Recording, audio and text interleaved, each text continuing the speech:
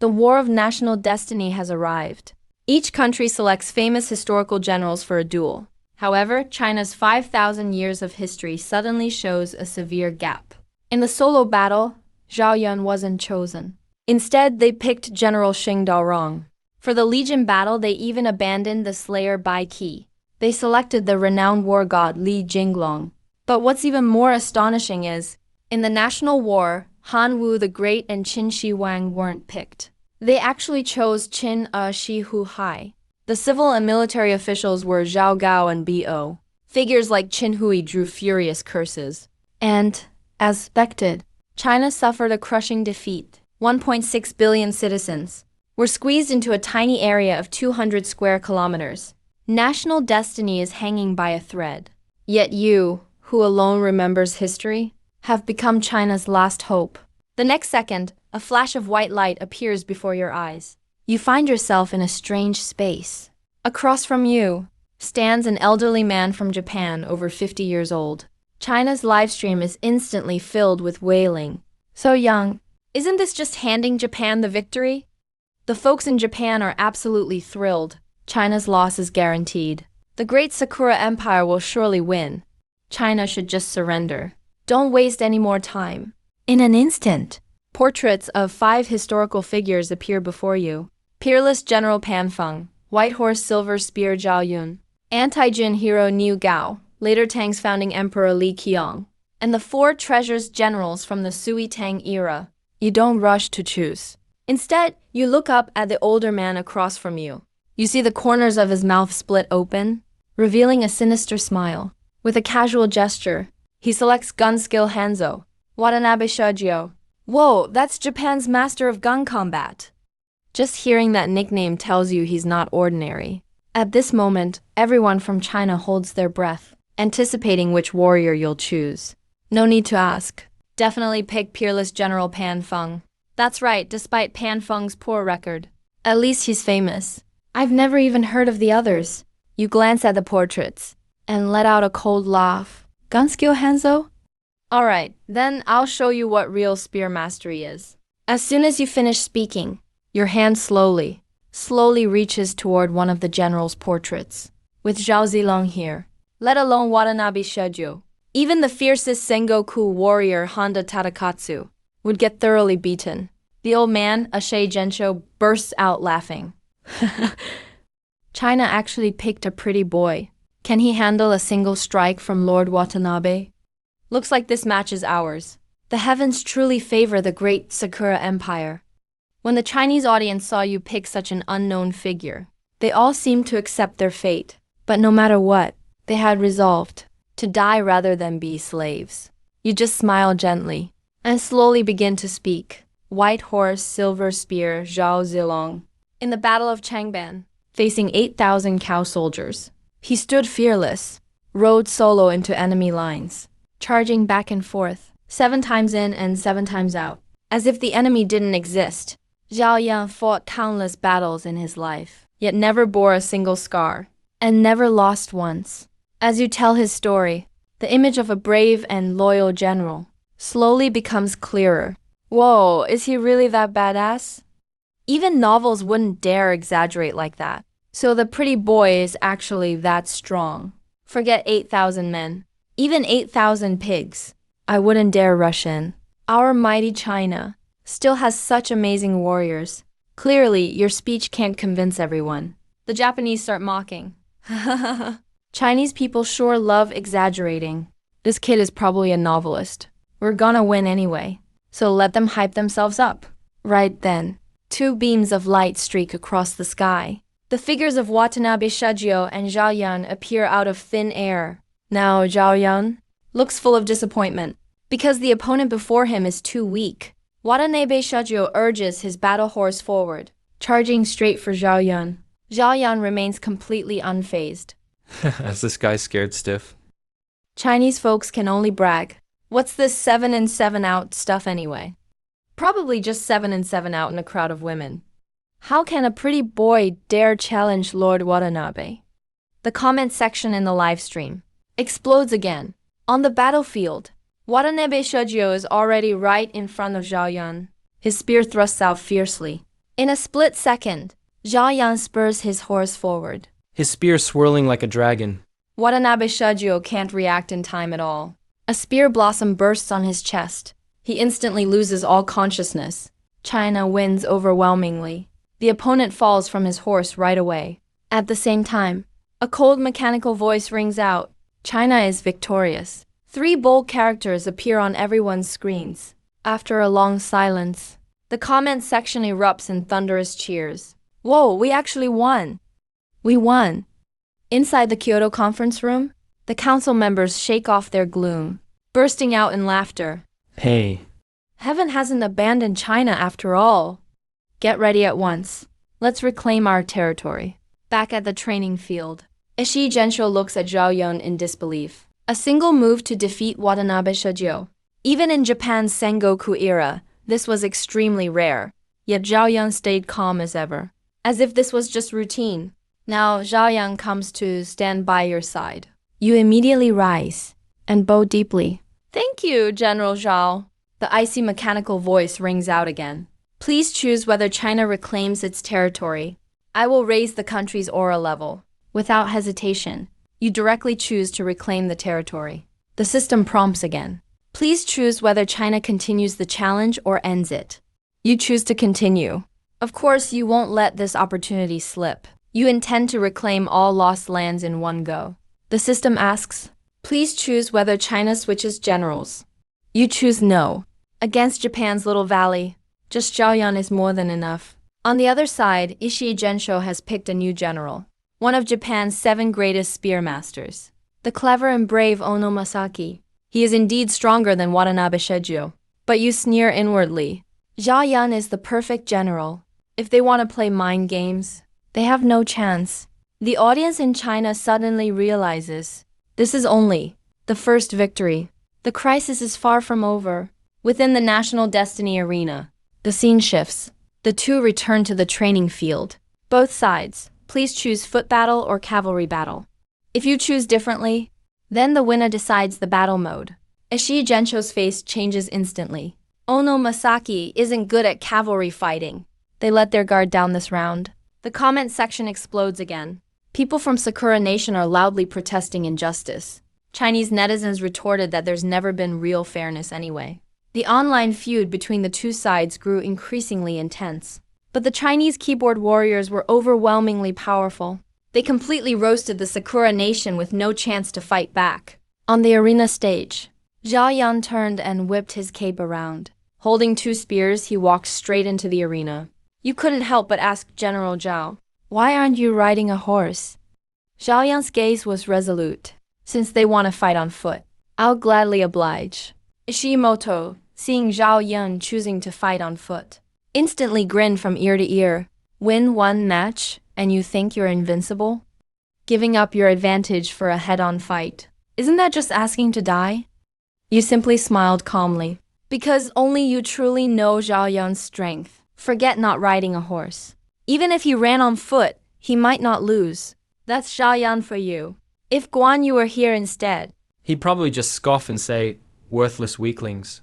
only the kind of fools who put a price on their own heads.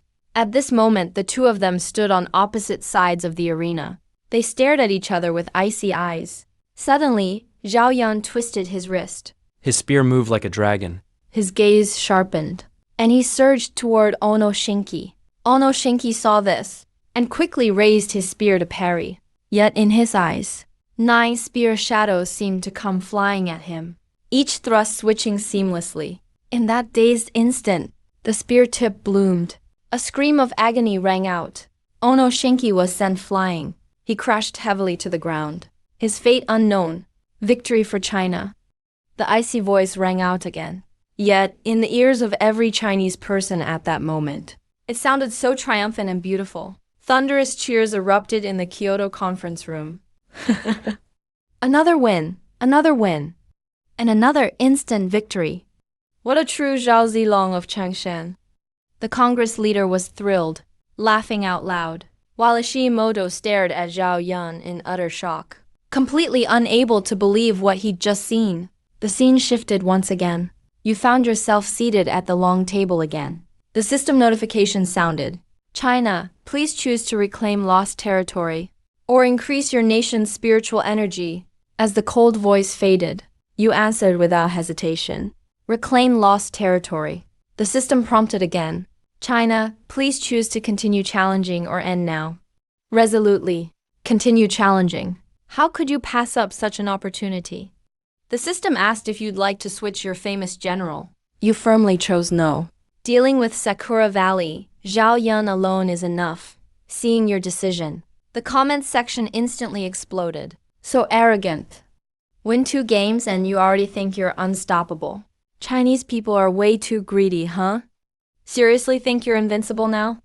When Ishii Harakami heard you wanted to keep challenging, his face turned deathly pale. Suddenly, a name caught his eye. His despair instantly changed to wild delight.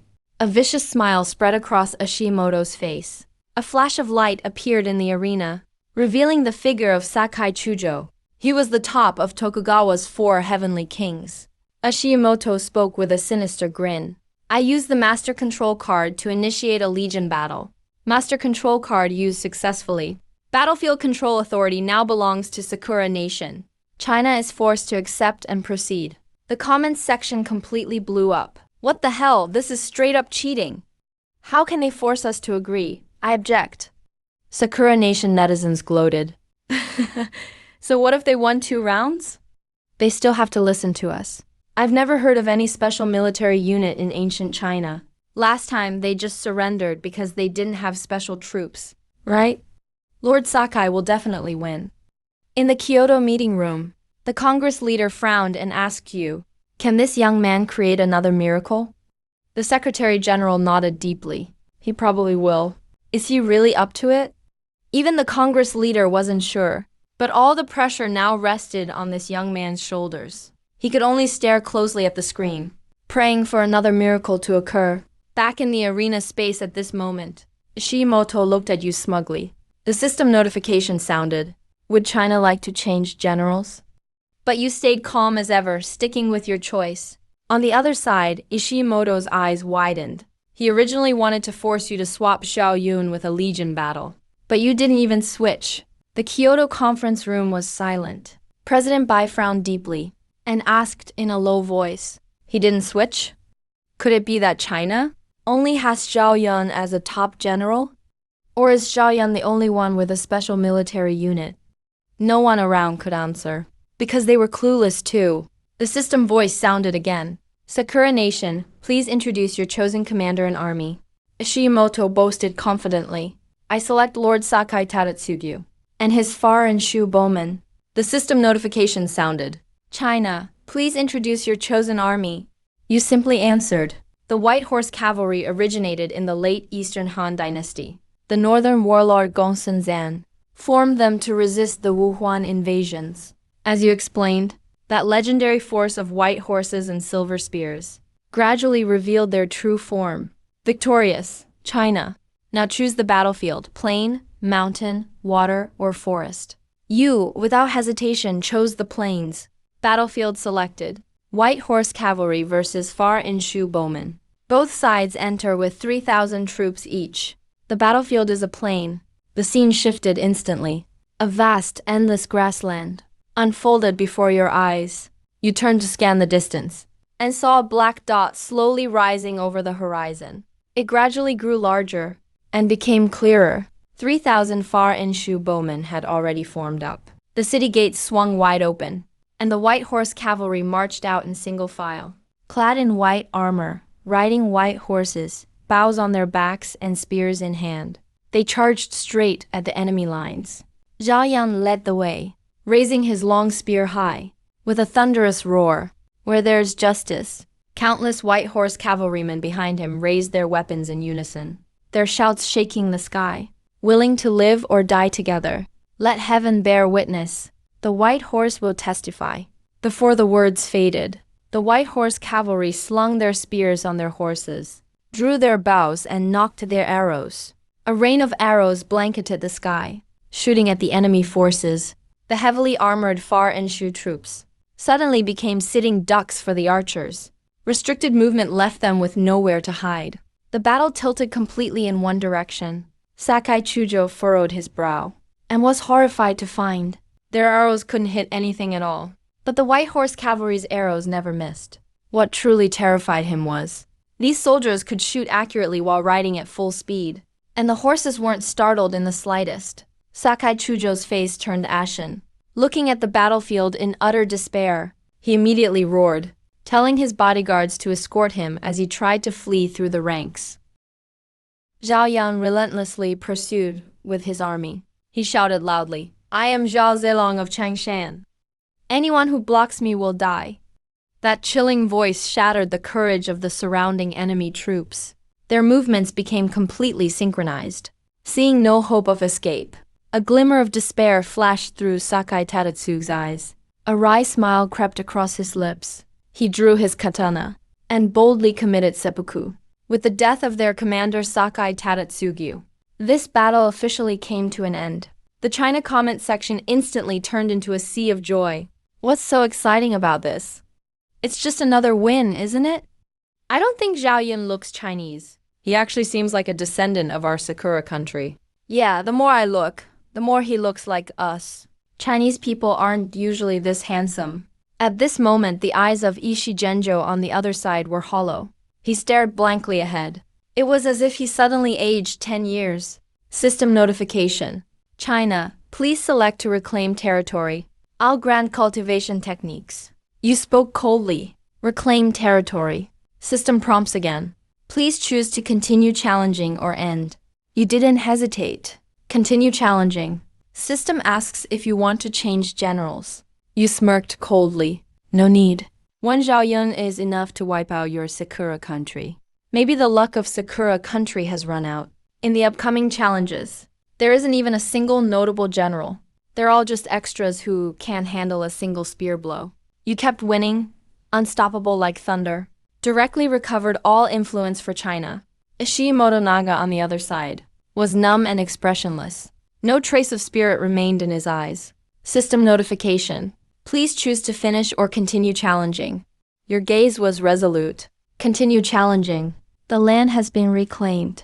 But you weren't planning on stopping there. It's better to destroy Sakura country completely, to prevent them from biting back someday. The comment section completely exploded. Whoa, they're still going. Keep going, just wipe them out for good. Our Sakura country teachers are famous worldwide. Isn't anyone planning to learn from them? Teacher Kira is mine. You guys do whatever you want. No way, Teacher Kira is a gold medal instructor. I'm the first to disagree. I won't allow it either. That's it. The vibe in the comments section started to get weird. Inside the Kyoto conference room, President Bai received a telegram from Sakura country's prime minister. He glanced at it and smiled immediately. He chuckled softly. This isn't a congratulatory message at all. It's obviously a desperate plea for mercy. At this moment, the cold system voice rang out again. Sakura country, please select a famous general to battle. When he saw that name, a flash of gold shot from Issei Motonaga's eyes, instantly replaced by endless madness. He screamed like a madman. I request to start a national war. Has he gone insane or what? Someone exclaimed in shock. Looks like the person he chose gave him immense confidence. That's right, he's overflowing with confidence now. Don't agree, there's no need to bother with a lunatic. You thought for a moment, then calmly spoke. China agrees to participate in the national war. Upon hearing your reply, Issei Motonaga burst out laughing. His eyes were filled with bloodthirsty excitement. Then the cold system voice echoed throughout the venue. Once the national war begins, there's no turning back. The winner will seize everything from the loser, including territory, population, military, and technology. The loser will become the total vassal of the victor. This is an ultimate battle with the fate of the nation at stake. China, please select your monarch to battle. You looked at the list before you. King Zhaoxiang of Qin Yingji, Han Emperor Shan Luzi, Song Emperor Wu Liu Yu, Song Emperor Taizu Zhao Kuanyin, Wei Emperor Wu Cao Cao. After pondering for a moment, you selected King Zhaoxiang of Qin Yingji. Because he had the ultimate weapon, General Bai Qi, under his command. System notification. Both sides, please introduce your chosen monarch. Issei Genjo spoke proudly. Oda Nobunaga, one of the 3 great warlords of Sakura country. nicknamed the Demon King of the Sixth Heaven. He was the man who almost unified Sakura country. As soon as he finished speaking, Yu slowly responded. King Zhaoxiang of Qin, ruler of the Qin state in the Warring States period, founder of the Great Qin Empire. During his reign, the eastern march of Qin was fully opened. The Battle of Yik, he appointed Bai Qi as general, and wiped out 240,000 soldiers of the joint Han and Wei armies. From then on, Qin had no rival in the east. The Battle of Changping. Bai Qi executed over 400,000 surrendered Zhao soldiers. The eastern six states no longer had the strength to resist Qin. Qin's unification of the world was inevitable. Sakura country netizens clearly thought you were boasting. The comment section was full of sarcasm. You couldn't be bothered to respond, relying on Sakura country village chief-level gang fighting experience. They simply can't comprehend war on a million-man scale. Even the weakest Korea, before the Yik battle, was more than enough to crush those so-called big powers, let alone Qin, the land of tigers and wolves. China versus Sakura country. The national war officially begins. Below are the national war rules. Both sides have 5 cities and an initial force of 100,000 troops. 1 capital city. 4 satellite cities. If the capital falls, that's defeat. The cities are Gold City, specializes in weapon production. Wood City, specializes in grain supply. Water City, specializes in gold and silver production. Fire City, specializes in population. Earth City, is considered the foreign capital. All 5 cities are interconnected and mutually support each other. If one city falls, it affects the whole situation, causing national power to decline. The national war officially begins.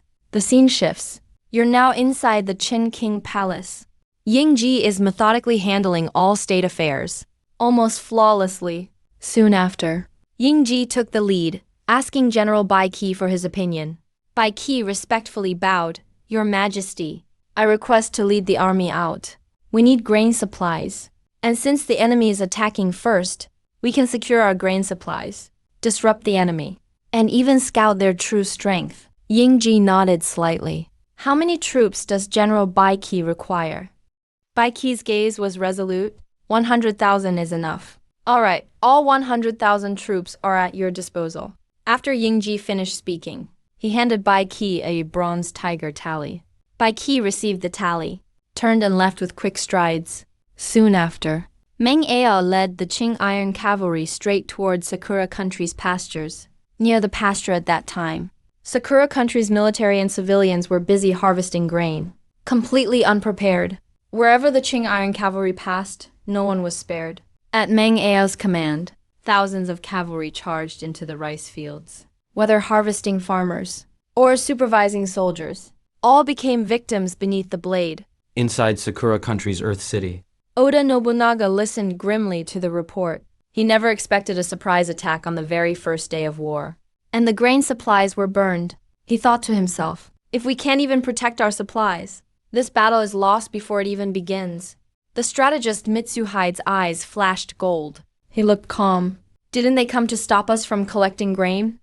Then let's send 10,000 cavalry to launch a surprise attack on their pasture city. Burn their provisions. Use their own strategy. Against them, Mitsuhide pointed at the map. This is the plain between the 2 armies. It'll be the decisive battlefield. Lord Yofu can write the challenge directly to that camp. Oda Nobunaga looked at him in confusion. How do you know he'll accept the challenge? Mitsuhide smiled confidently. As long as General Shibata's 10,000 cavalry destroy the enemy's provisions, whoever stays defensive will lose. The enemy will definitely take the initiative to attack. Just then, a junior soldier rushed in with an urgent report. Lord Yofu, General Shibata is back. In no time, Shibata Katsui was kneeling in embarrassment inside the main tent. Please punish me, Lord Yofu. We walked right into an ambush. 10,000 armored cavalry. Wiped out completely. Oda Nobunaga was utterly shocked. 10,000 cavalry wiped out in just 1 hour. Even if they were 10,000 pigs, they couldn't be killed in an hour on the battlefield. Nobunaga's face was filled with rage. The battle has just begun, and I've already lost 10,000 elite cavalry. Meanwhile, Bai Qi returned to the Qin king's palace with a victorious army. Morale was sky high. Ying Ji greeted him with a smile. Lord Wan, please tell us, how did you achieve such a great victory in this battle? Bai Qi replied in a deep voice. I sent 1,000 armored cavalry to fake an attack on the enemy's provisions, forcing them to make a choice. First, send their main force to wipe out my cavalry, to protect their supplies. Second, fight fire with fire, and try to raid our supplies. In response to both possibilities, I made preparations in advance. Sure enough, very soon, we received news that the enemy had dispatched 10,000 cavalry from Fire City. I personally led 30,000 troops to ambush them on their route, caught them completely off guard. Ying Ji nodded approvingly. But what if the enemy bypassed Pasture City and went straight for your 1,000 cavalry? Bai Qi explained. If it's the first scenario, General Sima Kuo would lead all our cavalry to fully mobilize and fight the enemy head-on. Then their provisions would be destroyed. They wouldn't last long. If the enemy reinforced from Fire City, I'd take the remaining 60,000 troops, set an ambush on the route, and settle the outcome with one decisive battle. Ying Ji clapped and laughed heartily. Wonderful! Truly a spectacular victory. Lord Wan deserves the highest merit. Bai Qi bowed respectfully. I dare not take full credit. It's all thanks to your Majesty and the General, for your trust and precise intelligence. At this moment, online commenters are already going wild. So impressive. No matter how you choose, it's a trap. Every move was calculated to perfection. Ever since Bai Qi took the initiative, the enemy was doomed to lose, because the battlefield was set right in their own fields. Meanwhile, in Sakura Country's Soil City, none of the ninjas noticed such a massive enemy movement. Mitsuhide shook his head and sighed. Lord Youfu, the ninjas should be punished for negligence. But the root cause of defeat is losing the initiative. Next, we have to take the initiative. With insufficient supplies, we can't afford to stall.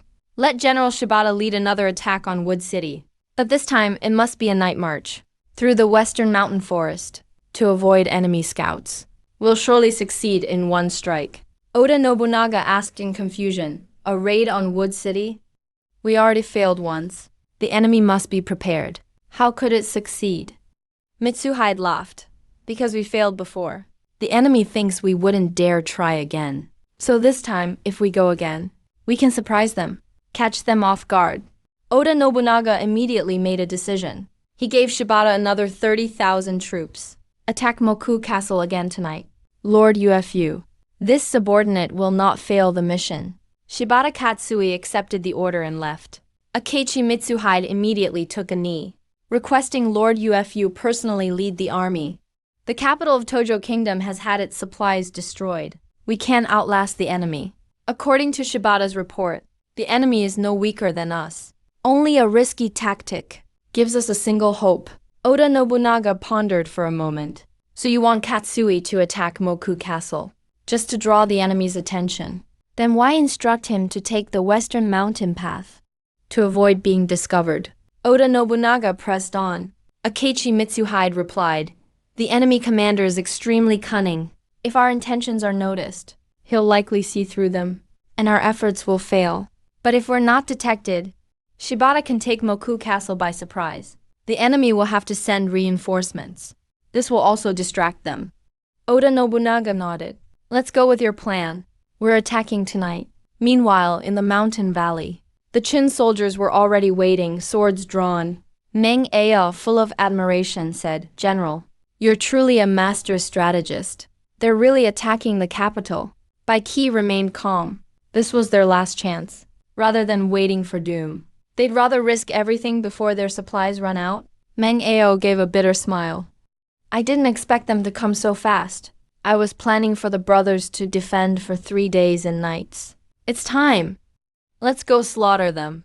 On the battlefield, Oda Nobunaga's face was full of disbelief. Deputy General Hashiba gravely warned Lord Ufu. This is very bad. We've fallen into their trap. Large enemy forces are encircling us from behind. Oda was furious. 2 attacks in 1 day. Both ended up in the enemy's trap. Hashiba said urgently, Lord, push the whole army forward. Take Tojo Castle. We still have a chance. Oda Nobunaga nodded forcefully. He urgently called Shibata Katsui and Naiwa Nagahide to rush to assist. He suddenly drew his katana from his waist and shouted, "All forces charge!" The defenders inside the castle sensed an opportunity in battle. They immediately ordered the castle gates opened wide, and together with Wana's troops, attacked from both sides. At this point, Oda's army was completely surrounded. Often 2 men were needed to face a single Qin soldier, and Qin's numbers were greater, so it was often 2 or 3 chasing one to hack him down. Oda's army's numbers dropped sharply. Oda Nobunaga thought his plan was working, but did not realize he was stepping deeper into Baiki's web. Defeat was inevitable. Let's go, Mr. Lin. We should go take a look down there too. I'm ready to face this so-called demon king of the 6th heaven. You nod? And follow Yingji out to the battlefield. At the center of the battlefield, Oda Nobunaga and his last defeated soldiers were surrounded by Baiki. Yingji smiled from the corner of her mouth. Demon king of the 6th heaven. Oda Nobunaga, we finally meet. Oda Nobunaga, you've already lost. Lost to me. There are still 30,000 troops at Moku Castle. And 20,000 reinforcements in Western Valley, right? Oda Nobunaga's tone changed. Yingji picked up the conversation. As long as they come, you might be able to turn the tables. How did you know? Oda Nobunaga was full of confusion. Could it be? He suddenly felt his heart sink. Could they not have arrived yet? Yingji spoke up to remind him. Oda Nobunaga was momentarily stunned. It takes only half an hour from Moku Castle to here. But it's been hours since you sent for them. Now it's almost dawn, and still not a sign of anyone. Could it really be? He suddenly laughed hysterically at the sky. What an incredible strategy. What an amazing calculation. In just one day, 100,000 troops were wiped out. Absolutely impressive. Can you tell me who commanded this battle? Yingji laughed. It's this person beside me. You then pointed to Bai Qi, standing calmly next to you. Yingji continued, introducing Wan Jun of the Great Qin, and also Wan Jun of Waxia. Oda Nobunaga shook his head in despair. He turned to Baiki and asked about Shibata's 30,000 troops and the 20,000 in the valley. How did you handle them? Baiki's expression was calm, and he slowly revealed the truth. General Sima Kuo led 10,000 cavalry and crushed your 30,000 at Moku Castle. General Wang Ling led 30,000 troops and wiped out your 20,000 in the valley, while I personally led 50,000 troops and fought your main force here. Though I'm best at cavalry warfare, I didn't expect to finally lose to cavalry myself. Oda Nobunaga laughed wildly, his demeanor suddenly turning manic. He shouted, "Today, Oda will die fighting, never surrendering as Nobunaga." Yingzheng heard this and responded playfully, "I never planned for you to surrender. Just wanted to talk, so you die understanding. All right, we're done talking. Bai Qi, take action. Leave no one alive." Yingzheng's final words were full of murderous intent. He learned about the future from you. Those things infuriated him, especially the actions of Sakura country. That's why he wanted to wipe out everyone. Leave no one alive, shoot. Bai Qi's cold voice echoed across the battlefield. To him. There was no such thing as mercy. Compared to battles he's experienced, this was a small event. In the past, he wouldn't bother with a battle this size. Wouldn't even bother to act. Damn, it looks like we're about to win. Sakura country is about to become a vassal. Who understands the feeling? Family. I'm taking screenshots to remember this. The guy upstairs is getting excited. Quick, make a copy for my friends too. How could Lord Oda possibly lose? Someone wailed. It's over, Sakura country is finished. Now, corpses of Oda's soldiers covered the land. Oda Nobunaga looked around. 40,000 troops now buried here. Defeat, after all, is defeat. Enough, it's over. Oda Nobunaga muttered to himself. He faced east, kneeled down, removed his armor, and committed seppuku, following the samurai tradition. At that moment, all of Sakura country was shaken. Some samurai chose to follow Oda Nobunaga in death. In the Prime Minister's office, even the Demon King of the 6th Heaven was defeated.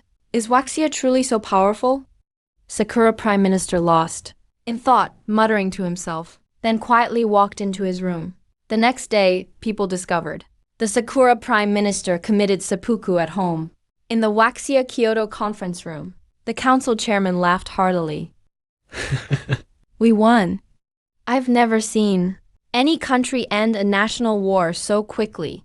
With the fall of Oda Nobunaga, the sound of the Destiny Arena echoed through the sky. Sakura Kingdom was defeated in the national war. Waxia claimed victory. Due to Sakura Kingdom's defeat, all its territories now belong to Waxia. Its citizens have become servants of Waxia. Sakura Kingdom is now erased from existence. Attention all citizens of Sakura Kingdom. You must report to Waxia within 24 hours. Anyone overdue will be eliminated on the spot. The World Channel announces the destruction of Sakura Kingdom. As soon as the notice was issued, every Sakura citizen instantly found themselves wearing prison uniforms, with a cage pattern engraved on them, symbolizing their servant status. In addition, a dragon character tattoo appeared on their wrists, signifying their new allegiance. Countless Sakura citizens couldn't accept this reality, and chose to take their own lives. But even more people set out on the road to Waxia. Sakura Kingdom lost the national war, and was stripped of its Destiny Arena qualifications. All resources now belong to Waxia. Congratulations to Waxia for winning the national war. You may now select a blessed land to materialize into the real world. You gently tap the summit of Mount Mao with your finger, causing Mount Mao and Waxia to burst forth with brilliant, multicolored light. Endless immortal mist surged out, shrouding the entire mountain range. For a moment, divine light illuminated the world. You glanced at the flood of comments and couldn't help but smile. Turns out, during the National and Legion Wars, the comment section is blocked, which is why people are only responding now. But you still have something more important to do. The War Manual Quest. That's where the real rewards are. Waxia requests to open the secret realm. You hear shouts of surprise from the World Channel. He's going to open the secret realm too? Has this guy gone crazy or what? There's only one chance at the secret realm trial. Your rating is absolutely crucial. This is way too reckless. The comment section exploded instantly. Then the cold system voice sounded. Secret realm activated. Success. Difficulties are normal, easy, hell, epic, and war god. Rewards vary based on the difficulty cleared. Performance is rated into 4 grades, A, B, C, D. And each grade is further split into upper, middle, and lower tiers. At the end of the challenge, rewards will be distributed based on the final rating. The higher your rating, the more incredible the rewards. You only have this one chance to challenge the secret realm.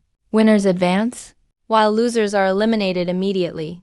A flash of light appeared before your eyes, and you now stood in the border desert. In front of you was a low, dilapidated earthen wall, with a few soldiers in ragged armor standing guard on top. They were weakly doing their duty. Trial name, Xiongnu Invasion. Trial task. Lead the defenders to withstand an all-day siege by 5,000 Xiongnu cavalry, and ensure more than 60% of the townsfolk survive. Damn, this crappy wall is supposed to stop 5,000 Xiongnu cavalry? Are you kidding me? Look at those hopeless, scrappy soldiers on the wall. This is literally a free loss. There's no way to win this round. No suspense at all. Inside a conference room in Kyoto, a senior official said with great interest, HMPH, I'm really curious which famous general he'll pick this time. The speaker's eyes lit up. It's getting more interesting each time. You start selecting a famous general. Ensi Guan Yu Li Guang Yufei Izu Rengui. And the champion Marquis Huo Kubing flashed before your eyes. Isn't this an obvious choice? Without hesitation, your finger directly tapped Huo Kubing's card. In an instant, golden light radiated everywhere. A young general in black armor leaped onto his horse and charged out. He looked fair and youthful, but his eyes were full of defiance and determination. He firmly gripped a cold, gleaming iron spear in his hand. With a flourish, he dismounted and gave you a hearty grin. You cupped your hands in return. General Huo, I've heard so much about you. But Huo Kubing punched you in the chest and laughed. You finally summoned me. I was about to suffocate in there. And stop calling me general. I'll call you my big brother now. You watch my back. looking at the cheerful young man in front of you. You freeze for a moment. No way, is this really that champion general? He feels more like a mischievous kid who's been pent up too long. This isn't what I expected at all. When you don't respond, Hyo Kyubing frowns and urges you. Why, you don't want to? I'll acknowledge you as my big brother. You quickly wave your hands. Damn, you're calling me big brother? Isn't that gonna shorten my life? Hyo Kyubing grins widely. It's settled then. Your new big brother makes a domineering decision. Then he throws an arm around your shoulders and leads you toward the city. What even is this situation? Suddenly you have a new brother, and he's an ancestor from over 2,000 years ago. You feel that Hyo Kyubing is completely different from other great generals. Deep down, he has the restless, carefree spirit of a teenager. Maybe it was just this kind of personality that allowed him to achieve such greatness at such a young age. Suddenly, the ground starts to shake violently. You hear loud, rough shouts coming from the distance. You and Hyo Kyubing share a glance. Both of you say at once, "The Xiongnu are coming." Hyo Kyubing suddenly turns, spins his cloak, and runs toward his warhorse. In one smooth movement, he mounts up. He shouts loudly, "Brothers, now is the time to make our mark. Charge with me." Hyo Kyubing leads the charge. He raises his spear high as a signal. His 500 cavalrymen follow closely behind. The momentum of these mere 500 horsemen is no less than that of a massive army. 5,000 cavalrymen. What kind of scene would that be? You'd only seen it in movies before. But now you're witnessing it firsthand. The entire earth trembles wildly. The sound of thousands of horses thundering is like rolling thunder, making your heart tingle with shock. Hyo Kyubing's 500 cavalry are like a red-hot sword, thrusting fiercely into the dense Xiongnu ranks. The two forces crash into each other with all their might. The Xiongnu formation is instantly torn open. Men and horses are thrown in every direction. Any Xiongnu soldier daring to approach Hyo Kyubing is knocked aside by his spear before they can even react. The Xiongnu come to their senses and immediately try to flank from both sides, hoping to encircle and wipe out the cavalry. But Hyo Kyubing has already seen through their intentions, leading his troops to break through. They manage to escape before the encirclement is complete. Hyo Kyubing raises his spear again, abruptly reins in his horse and turns back, charging into the Xiongnu ranks again. In the blink of an eye, the two cavalry forces, one chasing, one fleeing, clash fiercely once again. Hyo Kyubing is still the sharpest spearhead, leading his 500 cavalry to wreak havoc in the enemy formation. The already somewhat scattered Xiongnu formation falls into total chaos. Each man fights for himself in panic. Hyo Kyubing turns back, his eyes locking onto the Xiongnu commander in the distance. A cold smirk appears at the corner of his mouth. He suddenly accelerates, becoming nothing but a blur. He heads straight for the enemy commander. Just one man and one horse? Totally unstoppable. No one able to slow his advance. The Xiongnu commander sees this and is scared out of his wits. He frantically turns his horse, trying to escape. Hyo Kyubing squeezes his horse's flanks hard, and his steed lets out a loud whinny, leaping several yards forward, landing squarely at the commander's side. In a flash, Hyo Kyubing's spear darts out like a venomous dragon, striking hard. The Xiongnu commander can't dodge in time, and lets out a piercing, tragic scream, falling heavily from his horse. Whether he lives or dies, no one knows. Hyo Kyubing raises his blood-stained spear high, his voice booming like thunder. The commander is dead. Leave none alive. Before he even finishes speaking, He's already spurred his horse again, plunging back into the chaos of the Xiongnu ranks. When the Xiongnu hear their commander is dead, their army falls into chaos in an instant, crying and fleeing in all directions. But Hyo Kyubing's 500 cavalry hound them like a wolf pack, never letting up the chase. No doubt about it. Victory is certain in this battle. The comment section is filled with gasps of astonishment. Wasn't getting over a breakup supposed to be hard? What is this situation? Can anyone explain this? Why is fighting the Xiongnu as easy as chopping vegetables? This script doesn't make any sense. Since all 5,000 invaders from the Xiongnu are wiped out, the arena declares China has completed the standard secret realm. The survival rate of the city's civilians is 100%. Your final rating goes up. As the Xiongnu are completely wiped out, you hear, The arena's notifications sound in your ear. Getting a top a grade is about what you expected. Do you want to continue to the Easy Secret Realm trial? The system notification sounds. The Easy Secret Realm is now open. Because you wiped out the Vanguard, the Zhongnu Khan is furious and personally leads 10,000 cavalrymen to seek revenge. Trial name Zhongnu's Return. Trial objective: hold the city for 1 day. Make sure the civilian survival rate doesn't fall below 60%. The higher the survival rate, the better your rating. Come on, this is considered easy mode. 10,000 Zhongnu cavalry charging. This rundown city won't last a single wave. The comment section is full of wailing. No wonder the Sakura Nation has a grudge about this. It's basically unwinnable. Looking at the second stage mission, you fall into deep thought. After a moment, a bold plan takes shape. A frontal assault would be suicide. You immediately have all civilians hide in cellars. Next, you reorganize soldiers and able-bodied men into 10 squads. You order one of the teams to hang the bodies of the Zhongnu leaders atop the city wall. Meanwhile, traps are set up all over the city, with countless tripwires and boiling hot brambles ready. Swords are distributed to the ambushers, bows to the sharpshooters, with orders to take positions in high places. Every intersection has been staffed. You climb to the city's tallest rooftop and survey the situation. Damn. Are we going to have to fight street to street?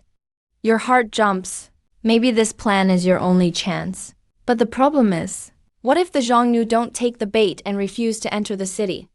Their countrymen's bodies hanging atop the walls. This profound humiliation will drive them to rage, making them charge and no matter the cost. As long as they step through the city gate, the plan is already halfway to success. You're confident about this, but things are far from simple. The comment section, however, raises doubts. The Zhongnu vastly outnumber you, even if you count the old and sick among your defenders. If the Zhongnu realize it's a trap, their reinforcements definitely won't enter the city again. They'll just set fire to it from outside. So what now? Huo Cubing is your real ace in the hole. Supporters, fire back powerfully right away. But you have no time to care about the arguments in the comments. Tens of thousands of Zhongnu cavalry kick up a sandstorm, blotting out the sky. The thunder of their hooves sounds like approaching thunderclouds, like dark clouds pressing down on the city. Seeing their compatriots' bodies hanging atop the city walls, the Zhongnu are instantly enraged. They immediately send a 1,000-man team into the city. This vanguard rampages through the city streets, but doesn't see a single living soul, so they let their guard down, shouting that the city is safe, and it's clear to come in. The Zhongnu troops send up a signal right away, and a cavalryman rides out at top speed to report. Seeing this scene, the corners of your mouth curl up. You give the order for a full assault. On the deserted streets, countless horse traps are suddenly triggered. The Zhongnu cavalry is caught off guard, falling in droves instantly. What awaits them is a storm of arrows and boiling molten metal raining down from above. Most of the Zhongnu soldiers barely have time to react before they are hacked to pieces. This force of 1,000 was wiped out in less than half an hour. The Zhongnu commander watches his troops wailing all over the ground. His face drastically changes. He immediately turns his horse to charge toward the city gate. But before he gets very far, he's riddled with arrows, turning into a human pincushion. This tribal warrior dies on the spot. Meanwhile, a messenger cavalry from the refugees arrives just in time at the Zhongnu Khan's side. The remaining 9,000 Zhongnu cavalry are advancing menacingly toward the city. However, when the Zhongnu Khan reaches the city gate, he smells a foul odor lingering in the air. He immediately realizes it's the stench of rotting corpses. But by then, the vanguard has already entered the city, and most of the main force has gone inside as well.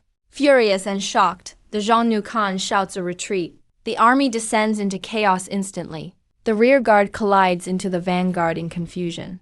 The narrow gateway turns into pure chaos. Thousands of cavalrymen trample and crush each other at the gate. The casualties are catastrophic. Hundreds are simply trampled to death. The wounded are countless. Thousands of cavalry are now hopelessly stuck at the city gate, with nowhere to go. At this moment, the Zhongnu cavalry inside the city are also ambushed the same way. But this time, the enemy forces are just too many. Your men are also taking casualties. Soldiers keep falling in pools of blood. Outside the city, the Xiongnu Khan finally regroups his men and makes a messy retreat from the city. Even so, the massive losses just now make his heart ache. Out of more than 10,000 elite horsemen, less than 6,000 remain. This sends him into a furious rage. Prepare the fire arrows. I want them all burned to ashes. You give an icy order. The city is filled with thatched houses, ready to catch fire. Once the flames are lit, the whole city will become a sea of fire. No one will survive. But just at that moment, something unexpected happens. A thunderous roar of hoofs echoes across the land. Huo Qubing leads 500 iron cavalry in a flank assault, piercing straight through the Xiongnu main camp like a sword. The Xiongnu are shocked on sight. Utterly panicked, they scramble towards the Khan for protection. Still, it's Huo Qubing leading the charge, rushing at the forefront. He tears open a path for his army. They're like a sharp blade. Unstoppable. Huo Qubing lets out a cold snort. Clear target, heading straight for the Xiongnu Khan. The last 100 cavalry follow closely. After fierce fighting until now, barely 100 of the original 500 cavalry remain. But under Huo Qubing's leadership, they still destroy anyone who stands in their way. With incredible speed, they reach the Xiongnu Khan. A few Xiongnu generals try to block the path, but Huo Qubing unhorses them all in one swift move. Seeing this, the Xiongnu Khan roars, swinging his Wolf-toothed mace, and charges Huo Qubing with all he's got. After only a few exchanges, the Xiongnu Khan is pierced off his horse by Huo Qubing's spear. Xiongnu Khan. A general is not to be killed. Huo Qubing shouts, raising his spear high. The remaining 100 cavalry echo in unison. Countless Xiongnu see the Khan fall. Their will to fight is gone instantly. They scatter and flee. Huo Qubing leads his remaining troops to pursue for 100 miles, claiming countless kills. Damn, we actually won. In the distance, the soldiers erupt in thunderous cheers. General Huo is incredible. Even this is a victory.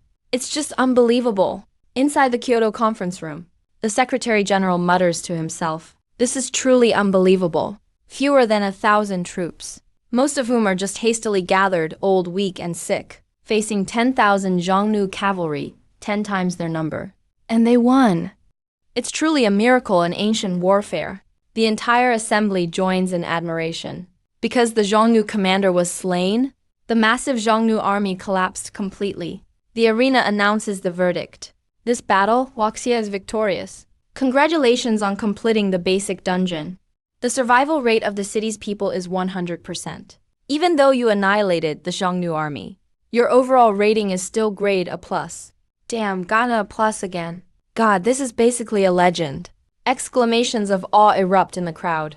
Brothers, I have a feeling that even crazier things are yet to come. You think to yourself, there's no way it's over like this. The arena asks again, will Huaxia continue? Advance to the next hell level stage. You respond without hesitation. Trial name, Lone Advance. Trial mission launched. The mission requires you to evaluate the impact level on the Namu tribe based on your own casualties. The hell level trial officially begins. The number of cavalry under Huo Qubing is instantly restored to 1,000 men. With this 1,000-strong iron cavalry, the entire steppe is ours to ride. Huo Qubing rushes over excitedly, heads into the grasslands. Blood for blood, an eye for an eye. Depart while the night is dark and windy. Huo Qubing first splits the cavalry into 2 groups, surrounding the main tents of the tribes ahead. At this moment, the Xiongnu tribes are still lost in sleep. The cavalry vault gracefully into the tents, cutting down their enemies with a single stroke, killing them instantly.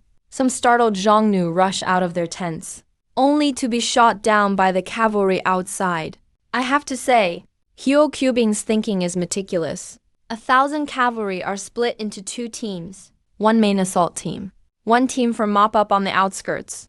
This way, even if the Xiongnu react, they can retreat with early warning, and no enemy can slip through the cracks. Inside the main tent of the entire tribe, suddenly only cries of pain and curses remained. After the rain of arrows, the system notification sounded. The Namu tribe was wiped out. Congratulations to Huaxia for completing the hell level trial. Overall evaluation, grade A+. Damn, it's over just like that. Even though I'm from Huaxia, This is way too fake. Not even hacking would be this powerful. Is this the platform's favorite son or something? All I want to say is Waxia is awesome. Waxia will surely rise. System asks if you want to challenge again. Epic level trial continues. You decisively confirm the name of the trial. Show divine might. Trial task. Annihilate the Xiongnu on the plains. Evaluation based on number of kills and tribes wiped out. Minimum requirement. One tribe of 10,000 people. 10,000 Xiongnu cavalry. Time limit. 7 days. Holy crap, this is insane. This is the real difficulty of an epic trial. Who could survive this? It takes 7 days just to destroy a tribe? Who are you looking down on? Destiny platform responds coldly. Do I look like I'm joking to you?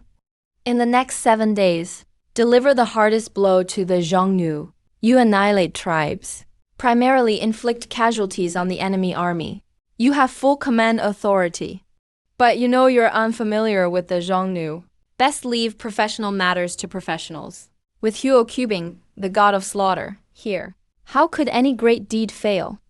But suddenly Huo Qubing's body swayed, making your heart tighten. Yet the next second he smiled. Any orders? You ponder for a moment and state your bottom line. Wipe out 2 tribes of 100,000 each. Kill 20,000 Xiongnu soldiers. No upper limit. Damn, these requirements are seriously capitalistic. That's downright ruthless. I misjudged the platform. Turns out you're the toughest one. This is treating people like pigs for slaughter. Even if you let someone slaughter hundreds of thousands of pigs, you couldn't finish in 7 days. General Huo, run. This is blatant exploitation and oppression. You must resist. Don't worry, I'll take this job. Huo Qubing patted his chest and promised. He immediately mounted his horse, raised his weapon high. Brothers, mount up. Using the cover of night, 1,000 elite cavalry charged into the distance. Target, the Xiongnu's 10,000-man tribe ahead. Dawn was breaking. Most Xiongnu were still sleeping. Heads rolled onto the ground one after another. Damn, just like that, a whole tribe of 10,000 is gone.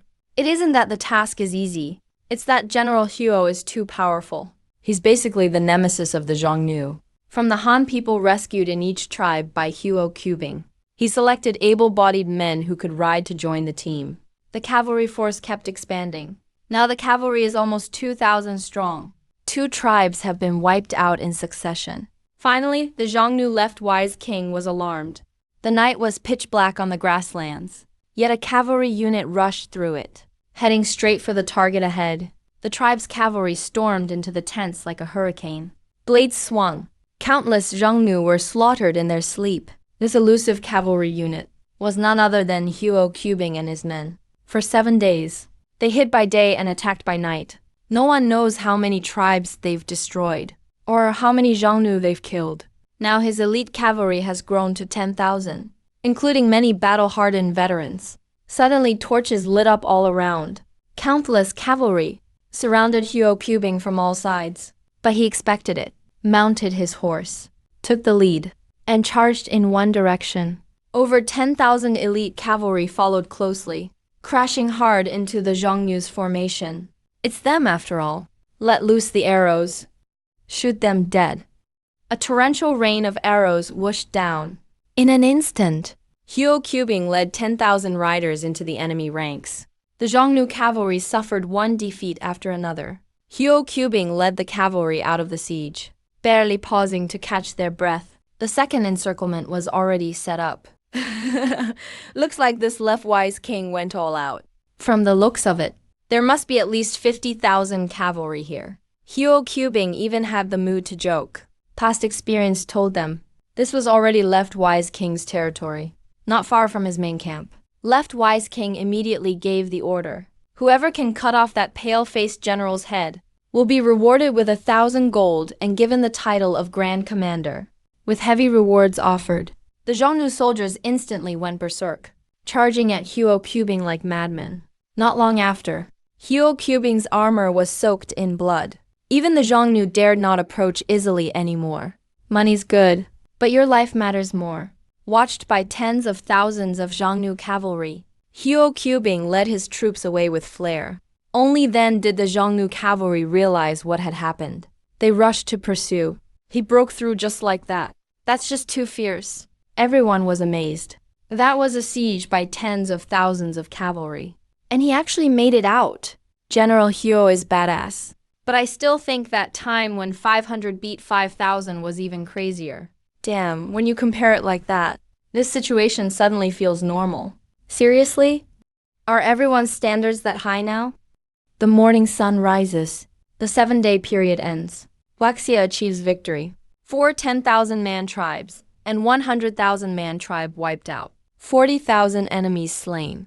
Overall evaluation, grade A+. In the conference room, a wave of astonishment broke out. They actually completed it. That's unbelievable. The council leader stood up and praised. Who on earth is this Huo Cubing? Penetrating deep behind enemy lines.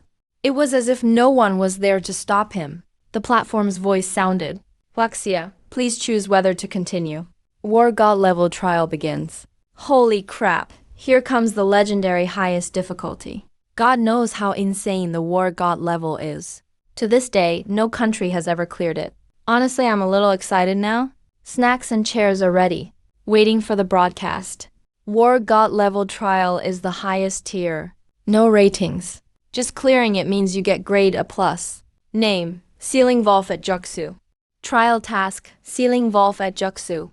This is the highest honor for ancient Huaxia soldiers. Huaxia, please go to Juxu Mountain and worship heaven. And go to Gaian Mountain to honor the earth. Bring your army to the Han Sea. Holy crap, the highest honor of ancient soldiers. That's full gold content right there. It said online that General Huo got Sealing Volf at Juxu at 21. So that means he received the highest military honor at age 21? Impossible, absolutely impossible. Even if ancient people matured early, 21 is way too exaggerated. You look at the task, frowning tightly, thought it was just a raid on the Leftwise King's camp. Didn't expect it would actually be Sealing Volf at Juxu, even though the man himself is right here. But the situation now is totally different. This time they're going deep alone. Huo Cubing has only 10,000 cavalry under his command. But the Leftwise King has mobilized tens of thousands of troops to hunt him down. In this dire situation, forget about sealing Langzhou Mountain. Surviving to reach Langzhou Mountain would be a miracle. It doesn't matter. I sealed Langzhou Mountain once before. I'll do it again today. Huo Cubing chuckled lightly. Damn, he just said he's going to seal Langzhou Mountain again. That's right, he's doing it again. Could it be he really sealed Langzhou Mountain at 21? Achieving the highest military honor at only 21. It's like a god descending to earth. We're all human. Why is the gap between people so huge? I admit I'm a useless nobody. We're all useless nobodies. Useless nobodies plus 150,000 cavalry. Just like that, they're marching out boldly. What use do I have for such a bunch of nobodies? The Zuoshan king angrily smashed his wine cup. Send me 50,000 more cavalry. Kill them at all costs. Whoever kills that young general will be rewarded with 10,000 gold and titled Grand Commander. Damn, Xiongnu increased their troops again. Can they even hold out? 100,000 cavalry encircling them. They only have a bit over 10,000 troops. Forget about sealing Langzhou Mountain. Surviving will already be impressive. Brothers, I truly hope they succeed. We're witnessing a legend. Late at night, the Zuoshan king was woken by shouts and killing outside. He suddenly opened his eyes.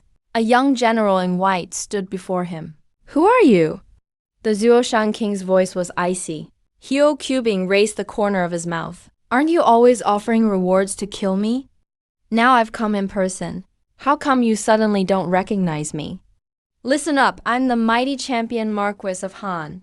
Before the Zuoshan king could react, Huo Cubing had already struck with his blade, then immediately turned and left. The Zuoshan king was killed on the spot. Dared to chase the tournament champion's son. What else awaits him but death? Next stop, Langzhou Mountain. Huo Cubing whipped his cloak behind him, rode his horse away at full speed. After they left, the Zuoshan king's generals finally arrived one after another. But no one pursued them. Instead, they started fighting for succession. In the end, they couldn't agree. So the generals took their troops and returned to their own tribes. A few sons of the Zhuoshan king agreed. Whoever kills Huo Qubing will be the next Zhuoshan king. So each led their own forces to chase toward Longzhu Mountain. Soon after, Xiongnu cavalry came in from all directions like a tidal wave, surrounded them completely. Huo Qubing licked his dry, cracked lips. The red cloak behind him fluttered. He charged into the enemy lines first. 17,000 cavalry followed right behind. But the other three Xiongnu groups just watched. The attacked side saw the others not moving. Their morale collapsed. They started retreating. Huo Qubing took the opportunity and crushed them. What started as a massive encirclement turned into a joke in no time. Huo Qubing had no intention of hiding. He turned his horse around and crushed another unit. That Xiongnu prince was almost in tears. I'm already giving you a way out. Why aren't you leaving? What's the grudge here? Huo Qubing raised his spear high, turned his horse around, charged straight at another prince nearby. When the prince saw Huo Qubing coming, he turned and fled in fear. Without any hesitation, His soldiers saw this. and immediately scattered like birds. Just like that, what looked like an unbreakable four-sided siege was easily destroyed by Huo Qubing. A bunch of cowards. Huo Qubing laughed aloud. His thousands of cavalrymen laughed along with him. Their laughter echoed across the land. Let's go.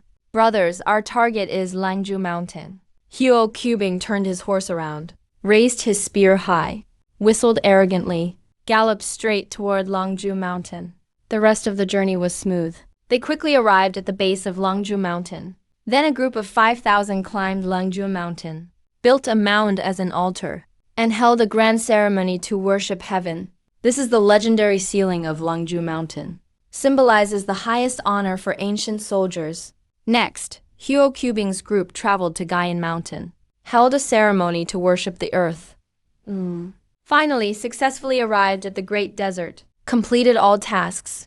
Thus ended the entire Secret Realm trial. You and Huo Qubing become the first in the world to finish the God of War level trial.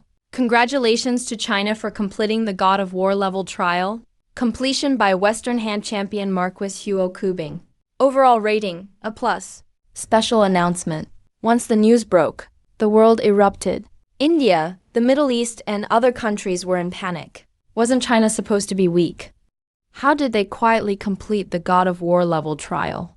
Damn. General Huo is forever divine. Brothers, we're the first country to finish the God of War level trial. China is amazing. Inside the Indian imperial city, The Prime Minister looked confused. How did China suddenly get so strong? Wasn't it nearly defeated by Sakura country before? Now it's so fierce. I think they're definitely playing some tricks. I agree. But no matter what, it's best to be careful. Let our army try the trial too. Listening to the arena announcement, you feel a wave of relief. It's finally done. But compared to the real victory of Huo Qubing in history at Wolf Mountain, this time you took a shortcut. You should know. Before Huo Qubing's famous victory, he once slaughtered over 70,000 enemies in a single battle. He destroyed the Xiongnu court south of the desert. But these feats were not achieved in this trial. The real reason, not enough troops. he barely had over 10,000 patchwork cavalry. Now that the mission's done, it's time to head back. Ooh, I really don't want to go back. Huo Qubing complained with an annoyed look. He looked both funny and pitiful. Does this look like the champion Marquis of Wolf Mountain? He's really just a kid who's been wronged. Because Waxia's Huo Qubing completed the God of War level trial. Activate his exclusive title, Grand Han Champion Marquis. Champion Marquis is awesome. This title is so cool. It's even more impressive than Yunshen's white horse and silver spear. Who should I be a fan of? I totally love Yunshen, but I also really love General Huo. Only kids make choices. I want them all. Yunshen in my left hand, Champion Marquis in my right hand. We're all grown-ups now. No need to choose. Right as I finished speaking, a flash of light. Huo Qubing's figure vanished. Looking at the spot where Huo Qubing left, you feel a strange emotion rising inside. The scene shifts. You're back at the long table. Congratulations to Waxia for completing the Secret Realm trial. Overall rating, A+. Rewards will now be distributed. You just received your reward. The system's cold voice sounded again. India is challenging Waxia. Please prepare yourself. India, huh? Well, let's meet you then. The arena just finished speaking. A flash of light. An Indian appears across from you. Both sides, please select your generals. You look down. There are several famous generals to choose from. Tang Dynasty's god of war Li Jing, the 4 reviver generals, Yu Fei, and military immortal Han Xin. Han Dynasty's god of war Wei Qing. Western Sea Chu's overlord Xiang Yu. You look up. You see the opponent hasn't chosen yet either. Seems he's hesitating. I request to start a legion battle. The Indian opposite suddenly spoke up. India requests to start legion battle. Does Waxia agree? Agree. Waxia agrees to start legion battle. The Indian sneered. Just Waxia can be wiped out with a snap. Dares to compete with us. What a joke. A flash of light. A translucent card appeared between them. Regent Bahram Khan. You look at the opponent's choice. You scornfully select Yu Fei. Both sides, please introduce your chosen general. Bahram Khan. This man has extraordinary achievements. As he narrated, a well-rounded figure slowly took shape in everyone's mind. Lord Bahram Khan. Just a flick of his finger can destroy them. And we also have the war elephant course. Once the war elephants appear, Waxia is bound to lose. The Indian's introduction finished quickly. He looked at you provocatively. Please introduce your general. Yu Fei of Waxia, famous Southern Song general resisting Jin invasion. Skilled at governing and stabilizing the nation. Equally skilled at expanding territory. An eternal legendary general. And a national hero. Early Southern Song era. The Jin army invaded massively southwards. Burning, killing, looting. Committing all kinds of crimes. Huge areas in the north were occupied. Yu Fei wanted to enlist to serve the country. But his elderly mother still needed care. His mother, understanding the greater good, urged him to join the army.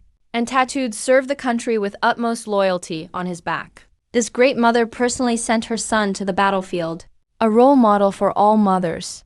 When the Southern Song was on the verge of destruction, Yu Fei rose out of nowhere, recovered lost territory, achieved remarkable victories, most courageous of all troops, became the brightest light of his era. Countless soldiers were inspired by him, following closely behind. Damn, that's so powerful. The brightest beacon of the era. I'm about to cry. This is the real hero. He then reached the peak of his life. In the Battle of Hancheng, Yu Fei defeated 15,000 elite Jin cavalry with only 500 troops. Defeated Jin Wuju's 15,000 elite cavalry. Wow, 500 against 15,000. Is this for real? That's almost fantasy. That battle greatly boosted the morale of the entire nation. The people hoped Yu's troops would recover the Central Plains.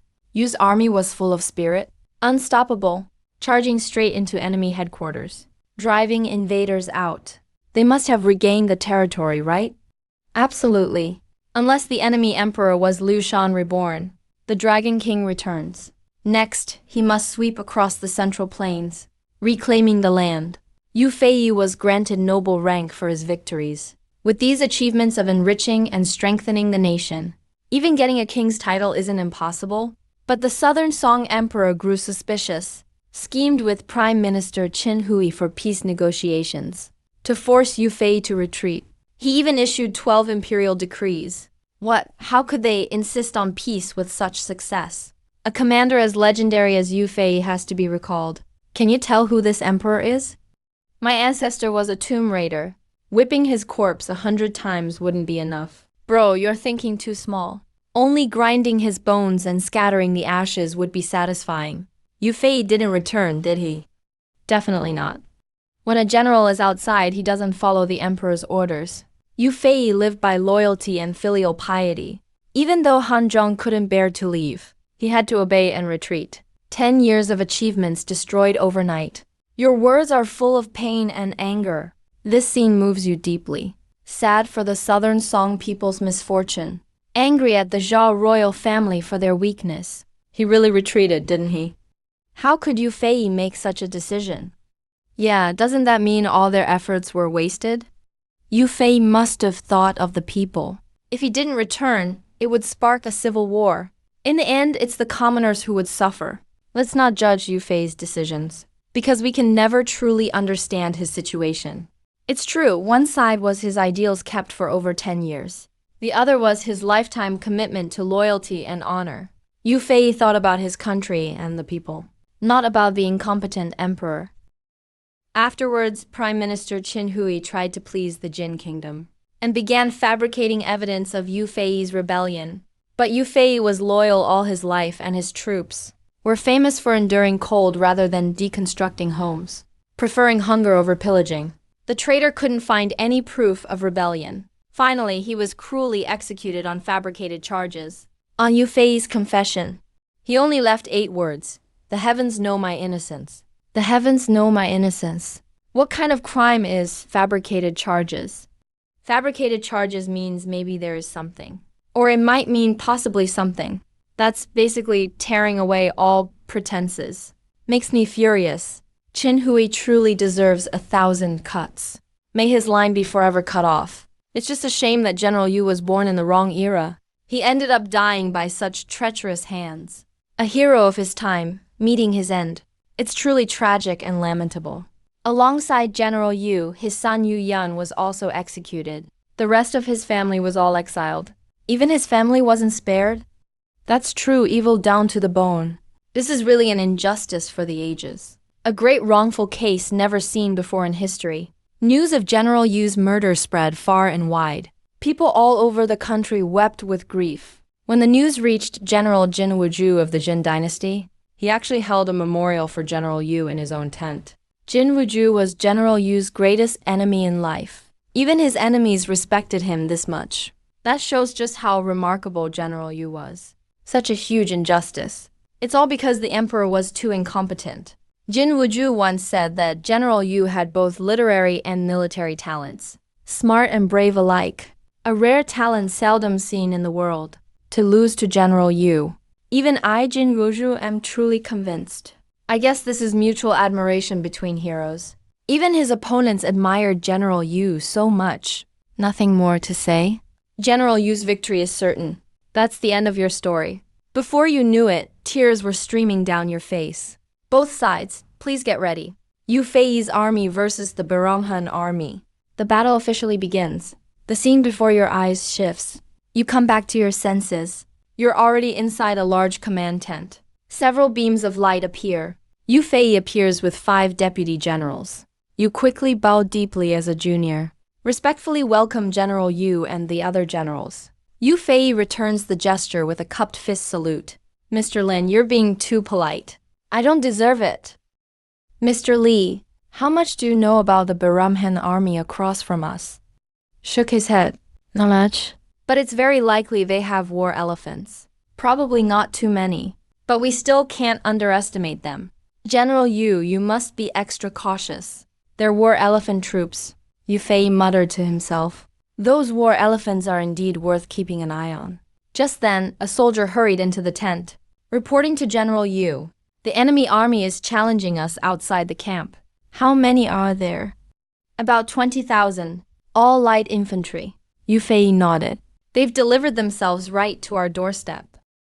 Let's go meet them together. With that, Yu Fei led everyone out of the command tent. In the distance, 2 great armies faced each other. The tension was intense. Yu Yun raised his drum-shaped hammer high above his head and charged into the enemy ranks at the forefront. Tens of thousands of troops followed closely behind. The 2 armies clashed with a deafening roar. The sound of battle cries shook the heavens. The troops led by Yu Yun were like a sharp blade, piercing straight into the enemy's lines.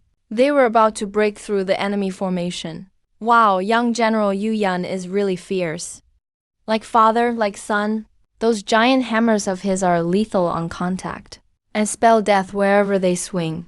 The Yu army is even more fearless and brave. We've clearly got the upper hand. Just then, the ground began to tremble slightly. Dust billowed into the air as thousands of mounted archers charged out from the enemy camp. Sound the gong and call back the troops. Yu Fei stayed calm and composed, and immediately stepped down from the command platform. Order the retreat by sounding the gong.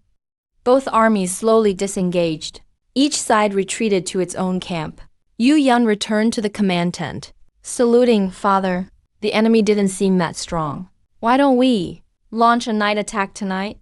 Yang Zixing also eagerly stepped forward and agreed. I support this plan. The other general smiled faintly, but didn't speak.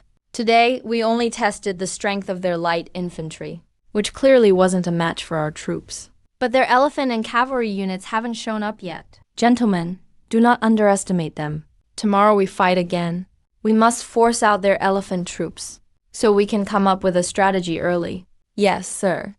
Second day, before dawn, the sound of war drums thundered. Both armies marched out again to face each other. The ground rumbled beneath them. The enemy camp gates swung open. Rows of heavily armored cavalry marched out slowly. Whoa, that's heavy cavalry.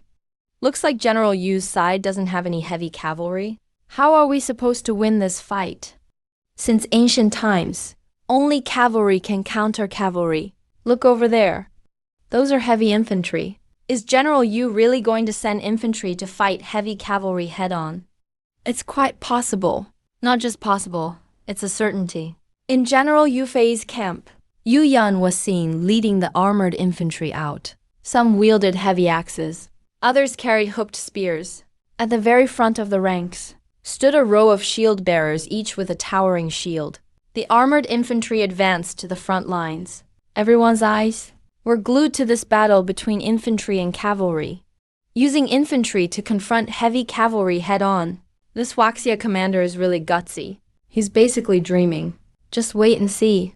Watch our heavily armored cavalry crush them. Waxia people only know how to brag. This general doesn't even know basic tactics. However, slow-moving soldiers form an indestructible wall in the front row. The enemy cavalry thrust their long spears forward. All are blocked by massive shields. Then the first row of shield bearers suddenly disperses. Countless heavy axes swing out from the gaps, precisely cutting down enemy troops. And so it repeats. Occasional stragglers slip through, but they're instantly dragged down by hook spears from the rear ranks. The enemy attacks the shield formation again and again, yet the shield wall remains rock solid. Damn, guys, they really held them off. This is textbook-level tactical chess. Yu Fei sizes up the battlefield, ultimately orders the horns to signal retreat. Moments later, inside the command tent, Yu Fei speaks calmly. I've decided to launch the final battle in 3 days. The generals look at each other, their eyes filled with shock. The decisive battle in just 3 days? That's pretty quick. After all, the enemy's elite Shangbing unit hasn't shown up. A final battle now seems too rushed. Yu Fei pauses, then continues, saying that after these 2 encounters, both sides have won some and lost some. The opponent's toughest Shangbing and heavy armored cavalry. I've already figured out how to deal with them. As soon as he says that, a flash of gold glimmers in everyone's eyes. They all seem to understand something. He then turns to Zhang Shan and asks, how many Banyu crossbows do we still have in the army? Marshal, 5,000 troops operate 70 crossbows. Good, that's the key to defeating the enemy. What exactly are Banyu crossbows? Anyone can explain it? The name sounds like a giant ballista. These crossbows must be terrifying.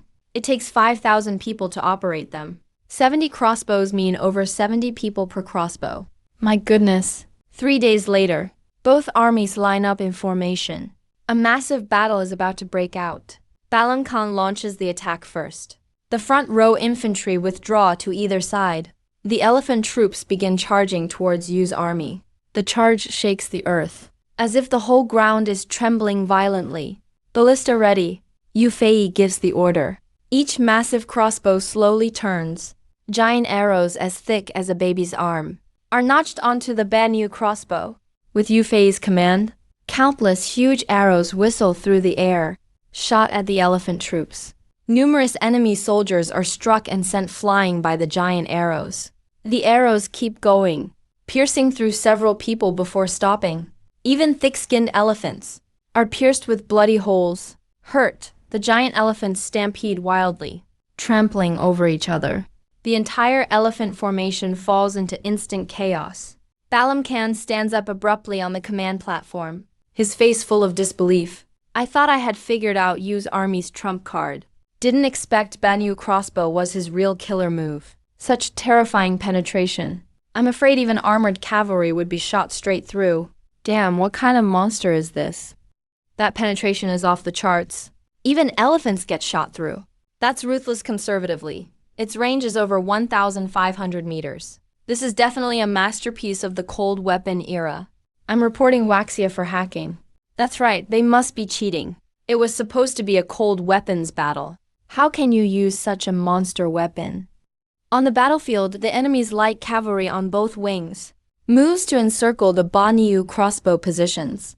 At the same time, a group of engineering cavalry also begins a flanking maneuver. But Yu Fei was ready. A cavalry team had already intercepted them. Both sides immediately clash fiercely. Suddenly, a rain of arrows pours down onto the ballista operators. Raise shields. Yu Yan roars. Front row infantry lift their massive shields instantly, protecting the crossbow operators in the center. Almost at the same time, Yu Fei gives the order again.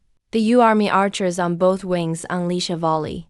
The enemy mounted archers see this and immediately turn their horses around, quickly pulling back. Mounted archers retreat. Yu Fei issues another order. The ballistas fire 3 volleys together. Arrows fall like rain. Large numbers of war elephants collapse. Each elephant is struck by at least 4 or 5 giant arrows. Those arrows are as thick as a baby's arm. Even the thinnest is just slightly thinner than an adult's arm. After 3 volleys, the enemy's 500 war elephants are almost gone. Only a few are left running wild. Now the ground shakes violently again. The enemy heavy cavalry begins their charge, splitting into 2 groups, heading for the central army.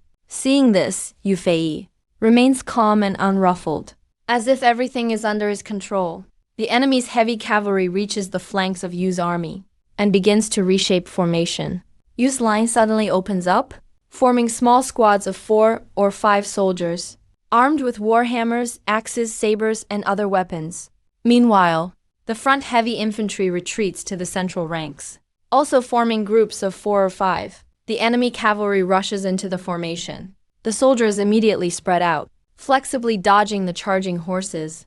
One soldier blocks the cavalry attack with a shield, while another swings a saber to cut at the horse's legs, slashing hard at the horse's limbs. The horse falls instantly, and its rider is thrown violently to the ground, followed immediately by heavy hammers and axes, striking and chopping at the fallen cavalry. This scene keeps repeating across the central battlefield. Over and over again. You turn around, looking at Yu Fei with respect. He used this tactic to defeat the Iron Pagoda force back then. Now he's recreating it. Damn, this move is brilliant. Heavy armored cavalry is completely vulnerable. The myth of invincible cavalry is shattered. Look closely, people. This tactic isn't that simple. The risk is actually enormous. First, the soldiers cutting at horse legs are rushing in pretty much ready to die.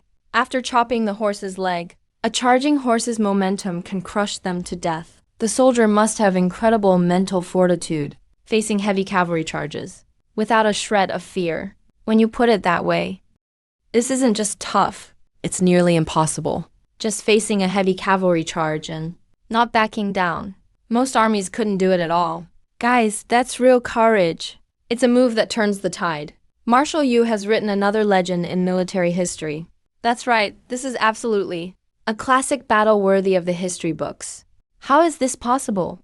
How could our heavy cavalry lose? We don't accept this. We want to report Waxia for cheating. This is cheating. One move decides the outcome. You call this a mistake? This is straight up hacking. You want to arm wrestle with our Marshal Yu? You better train for a few more years. Enemy cavalry is basically wiped out from the battlefield. Yu Fei once again orders a full charge. Infantry leads the way. The Yu army closely followed behind, sweeping the battlefield. Everywhere they passed, they crushed all opposition. Commander Yu is formidable. Commander Yu is awesome. Defeating cavalry with infantry. Even India is nothing more than this. Didn't they claim their war elephants were invincible? In the end, they still lost to Commander Yu. By now, the battle was nearing its end.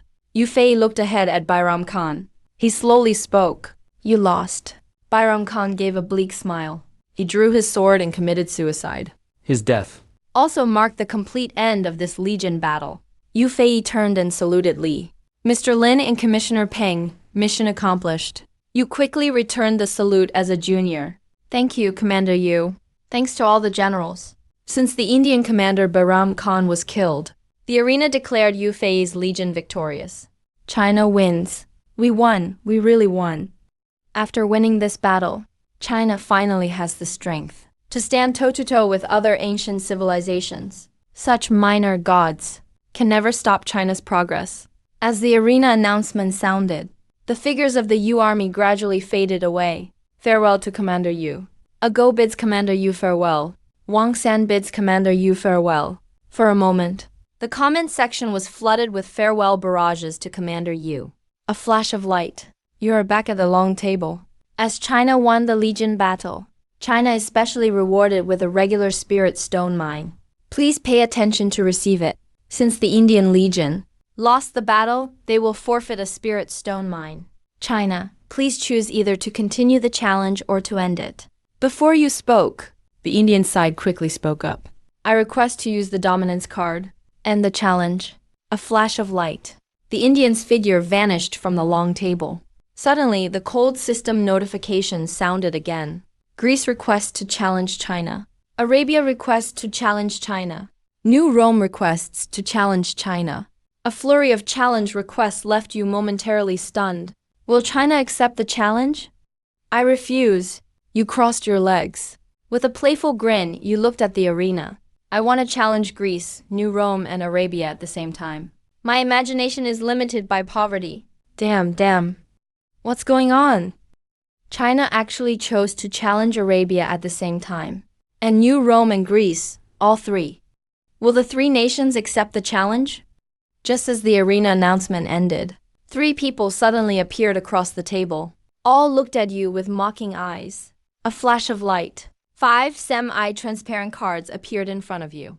Gong Xinyan of Western Qi and General Di Qing. Famous Northern Song General Cao Bin. Marshal King Ran Min. King of the Mountains Gao Xianzi. But you didn't rush to choose.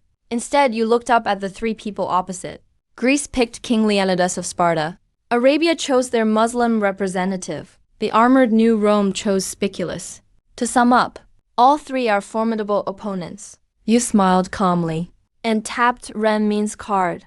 At this moment, the Arabian representative spoke. Arabia chooses to initiate a legion battle. Does China agree? You then select Gao Xianzi's card. System prompt. China, please continue to choose. Famous General Zhou Yu of Mizhou and Zhongyi. Outshining Zhu Zhengyang, Wang Meng. Famous Northern Song Chancellor Wang An. Legendary evil warrior Dian Wei. Without hesitation, you immediately chose Dian Wei. After you made your choice, each side's lineup was confirmed. Abu Muslim faces Gao Xianzi. Tang Cavalry versus Khorasan Cavalry. Who will come out on top? Leonidas faces Ran Min. This matchup is equally thrilling. Both are fearless warriors who lead from the front. Spiculus faces Dian Wei. This is the most anticipated duel. One is a legendary Roman gladiator. The other is Dian Wei, famed as the evil Lei of old. During the Three Kingdoms era, there was a saying, among horses, Lei Bu. Among infantry, Dian Wei. Infantry battle, Dian Wei. This shows Dian Wei's prowess in infantry combat is extraordinary. Both sides, please introduce your chosen generals. Spiculus, a famous gladiator from ancient Rome, never lost a match in his lifetime, was rewarded with a palace by Emperor Nero. China, please choose a general to enter the battle and give an introduction. You point to Dian Wei's card and announce loudly, Dian Wei, a fierce general of the Three Kingdoms era. During the Battle of Puing, the armies of Lebu and Cao Cao fought fiercely. Cao Cao recruited a warrior to break the enemy formation. Dian Wei answered the call, wielding twin halberds. He never missed his mark. Lebu's troops were forced to retreat, allowing Cao Cao's army to withdraw safely.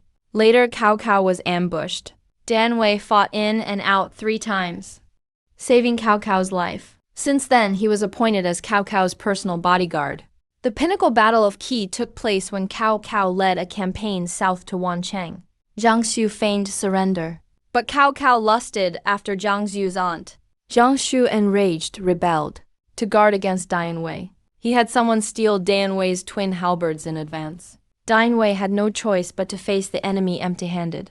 He grabbed an enemy soldier in each hand to use as weapons. He held his ground despite being severely wounded, not retreating an inch. He slaughtered Jiang Shu's troops, terrifying them. In the end, they had to shoot Dian Wei with arrows to kill him. It was Dian Wei risking his life that allowed Cao Cao to successfully escape. Please choose formation, infantry or cavalry. Both men spoke in unison. The duel between Spiculus and Dian Wei officially begins. The scene shifts before your eyes. You find yourself back in the training ground again. A flash of light appears, and a burly man holding twin halberds appears at your side. Thank you, General Dian Wei. You clasp your hands and bow in respect. Don't worry, Mr. Lin. Leave this to me, old Dian. With that, he turns and strides boldly to the center of the drill field. At this point, Spiculus has already appeared in the center of the field. Suddenly, Dian Wei explodes forward from his position, swinging his twin halberds like a whirlwind as he charges at Spiculus. Spiculus immediately raises his round shield to block, and his other hand slashes with his Roman short sword. Their first exchange was a full display of their respective skills. They skipped all probing. Weapons clashed, unleashing a wild gust of wind. Dust and dirt fly everywhere. The two figures move as swiftly as phantoms. You watch this fierce battle, and know that there's no way to decide a winner anytime soon. Both men's strength and stamina are monstrous. It'll take at least 300 or 400 rounds for anyone to win. You then speak up. I request the next duel to begin. Greek challenger respond. Both sides begin introducing their famous champions. The Greek stands tall and proud. Leonidas I, king of ancient Greek Sparta. He is unmatched in bravery, always leading the charge in every battle. Introduction complete. He looks at you smugly. You ignore him. Simply reply calmly. Ranmin, founder of a dynasty. Born in the dark era when the 5 barbarians ravaged China. The northern nomads invaded the south on a massive scale. The central dynasties were weak and unable to resist. Amidst the chaos in Central Plains, Ranmin emerged out of nowhere, becoming the sole glimmer of hope in that age. He issued the Kill Hu decree, which has received mixed reviews from later generations. Some called him a butcher, saying he was bloodthirsty. But regardless of his intentions, his Kill Hu decree rallied the Han people's spirit, inflicted heavy losses on the nomads, and awakened the last remaining passion in the Central Plains. Just for this alone, he's worthy of being called a hero. Please choose infantry. I choose cavalry, infantry, cavalry. The scene changes. You return to the battlefield again. At this moment, the fight between Dian Wei and Spiculus is at its peak. Every move they make is lethal. Neither is backing down even a bit. Spiculus blocks with his round shield in his left hand, while relentlessly attacking with his short sword in the right. Dian Wei nearly abandoned defense. Both iron halberds attack in a relentless wave. Judging from this, their fight will probably last a long time. You bow respectfully. The younger generation pays respects to the Emperor of Wei. A rush of overwhelming bloody aura sweeps toward you. Such intense murderous intent. You've only felt on Bai Qi before. Ranmin doesn't reply, only turns to watch the two fighting in the arena. To him, titles and ranks mean nothing. The battle in the arena is far more real. Ranmin dismounts, points at the two fighting and asks, Who are they? His tone is filled with strong interest. Ranmin spent his whole life campaigning. He's a true combat pragmatist. On one side is Dian Wei, one of Cao Wei's twin heroes. On the other is the legendary Roman gladiator, Spiculus. You answer calmly. Ranmin nods, and then strides toward the arena. Just 2 steps in, he turns back. I quite like being called emperor. With that, he walks toward the arena in large strides. Ranmin and Leonidas face off from afar. Both sense the terrifying aura from each other. Thus, neither moves first, and no one makes the first attack. Dian Wei is fiercely fighting his opponent. Dust rises and slowly drifts toward them. Suddenly, they both move at the same time. Leonidas' javelin shoots out like a viper, straight at Ranmin. Ranmin remains completely calm, his hook halberd in hand, locks onto his opponent's weapon with utter precision. The double-bladed spear in his other hand strikes at Leonidas in a fluid motion. Leonidas quickly raises his round shield to block. The two are locked in a stalemate. In their first clash, they turn out to be well-matched rivals. Neither gains the advantage. Seeing this, Renmin deftly twists his hook halberd, releases his opponent's weapon, and retracts his double-bladed spear. After this probing exchange, he knows now. The opponent is every bit as strong as he is. His eyes sharpen. He suddenly bursts forward. The double-bladed spear flashes like lightning at Leonidas. Leonidas quickly blocks with his round shield and thrusts out with his javelin in the other hand. Renmin blocks again with his hook halberd, but this time doesn't try to control his opponent's weapon. The two quickly become entangled in close combat. The sound of clashing weapons rings out non-stop. Both attack and defend in turn, but neither can do anything to the other. You watch their fierce fight, knowing it's yet another duel that can't be resolved quickly. You then turn your gaze to Dianwei nearby, thinking the outcome there should be decided soon, especially since Dianwei still has one move left unused. As for whether he fights fairly, victory matters above all else. After all, strength is the most important thing. At this point, both fighters have slowed their attacks. They each back off, glaring at each other and gasping for breath. Sorry, brother. If circumstances were different, old Dian would definitely battle you to the bitter end. But this time is different. Dianwei looks at Spiculus, shakes his head helplessly. Dianwei pauses. Even though the Lord told me a lot before coming, I'm a rough man, so I didn't quite get everything. But the Lord told me one thing, use any means necessary. I must win or else. No food when I go back. So I'm sorry. Before the words are finished, Dianwei suddenly bursts forward, charging violently at Spiculus. He simultaneously thrusts his iron halberds into his back, Then reaches lightning fast toward his waist. A piercing whistle suddenly rings out. 12 short halberds shoot at Spiculus like streaks of light. Then he draws the twin halberds from his back, going straight for Spiculus's lower body. For the sake of that meal, he's going all out. 12 short halberds fire at once, aiming straight for his opponent's throat, and Dianwei himself wields his twin halberds. Launch a fierce attack on all three critical lanes. Despicable. This Waxia general is too despicable. I protest. Request to kick Waxia out of the Destiny Arena. Come on, which rule of the Destiny Arena says you can't use hidden weapons? Besides, General Dian's short halberd has always been hanging at his waist. He didn't use it before, so what's wrong with wanting to use it now? New Rome was suddenly left speechless, because the Destiny Arena really doesn't prohibit using hidden weapons. Dianwei's short halberd truly has always been at his waist. They always thought it was just for decoration. Who would have guessed it was meant for killing? At this moment, Spiculus sees the short halberd coming at him. He hastily uses his round shield to guard his vital spots. His short sword skillfully deflected several short weapons. But before he could catch his breath, a sharp pain struck his abdomen. He lowered his head to look, and saw an iron halberd had sliced open his belly. He hadn't even processed what happened, when he suddenly felt a chill on his neck, and completely lost consciousness. Spiculus has been defeated. Lord Spiculus actually lost. It must be that Waxia guy cheating. That's right, it's that despicable Waxia guy.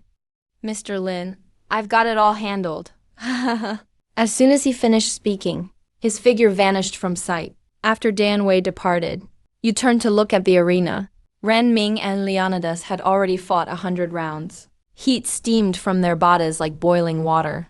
They kept pushing back and forth, without yielding an inch. Every move was deadly. The killing intent was intense. Watching this intense battle, you knew in your heart that it would take 200 or 300 more rounds to decide the winner. Just as you were about to exit the arena space, the situation suddenly changed. Renmin, who had been evenly matched with Leonidas, suddenly started falling behind. He was repeatedly forced backward. This scene instantly drew your attention. Renmin's defenses were wide open. Leonidas noticed this, feeling overjoyed inside. He didn't have time to think, as his spear stabbed out like lightning. But Renmin stayed calm, taking a slight step, perfectly dodging the vital spot. A severe look flashed in his eyes, as he suddenly stepped forward and stabbed his double-edged spear straight at Leonidas's heart. Renmin whispered in Leonidas's ear, The voice was so quiet, only the two of them could hear it. Next time, don't let your guard down like that. With that, he forcefully pulled out the spear. The life faded rapidly from Leonidas's eyes. His body fell backward, unwillingly. This shocking reversal left everyone dumbfounded. What just happened?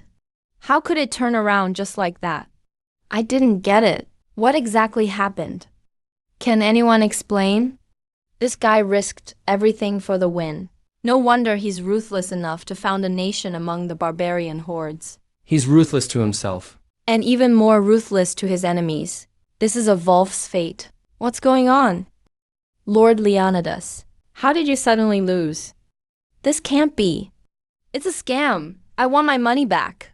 I protest, Lord Leonidas. He clearly struck the opponent.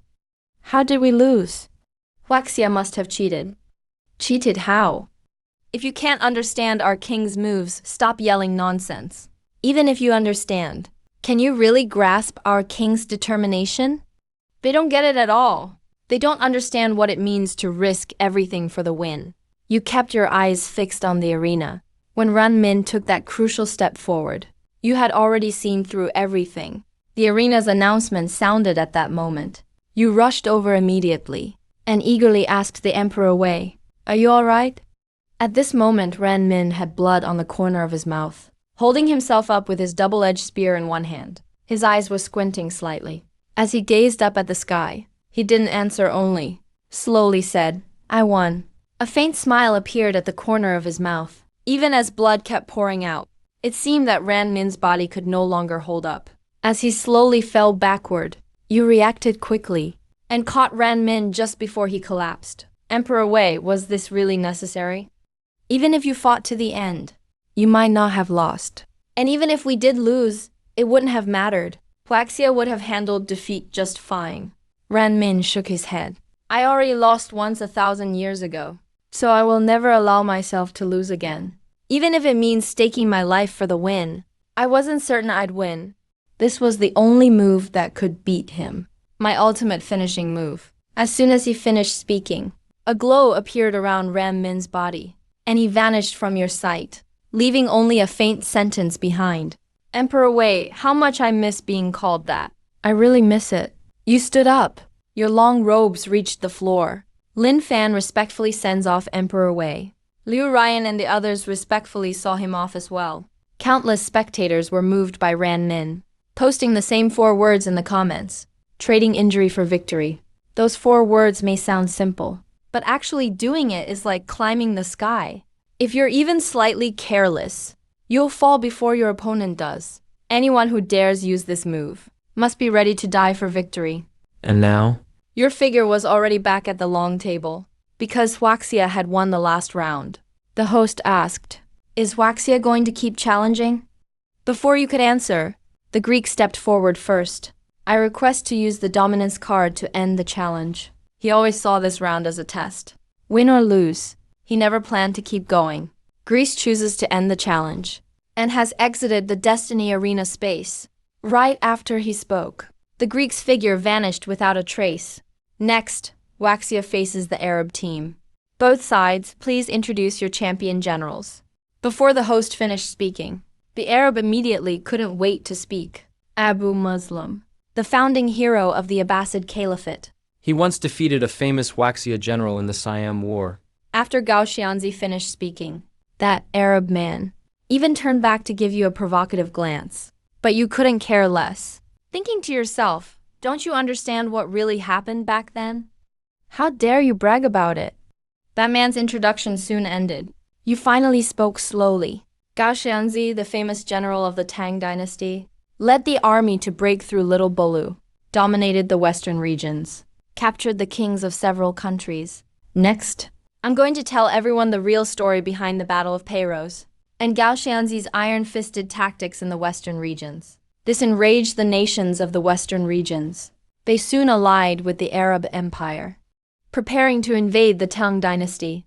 When Gao Xianzi found out, he decisively led 20,000 troops deep into enemy territory, traveling 700 li to meet them. Both sides fought fiercely for 5 days, unable to determine a winner. Later, the Arabs bribed the Karluk tribe, who switched sides during the battle to attack Gao Xianzi. He suffered a crushing defeat.